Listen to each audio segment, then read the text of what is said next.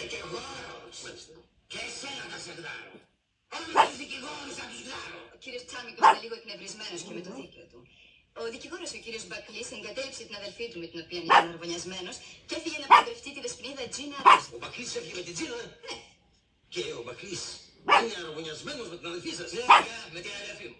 Μήνυσης επί αθετήσει υποσχέσεως γάμου. Θα την αναλάβω εγώ και δωρεάν. Εντελώς δωρεάν. Κύριε Καραματιανέ. Τσάμικος. Το ίδιο είναι.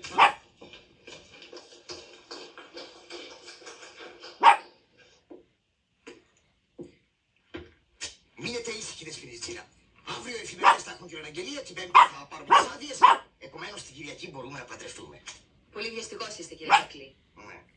Και εσείς είστε πολύ όμορφοι. Α, όχι τέτοια κύριε Μπακλή, όχι τέτοια. Δεν σας το κρύβω πως θα θέλω να τα αναλυθινώσω τόσο γάμος. Με συγχωρείτε. Ναι, ναι, Τζίνα, εσύ. Ράνια, εσύ. Ναι, εγώ είμαι. Για λέγε. Ύστερα από το σοκ που έπαθε με τη δίθεν πριγκίπισσα,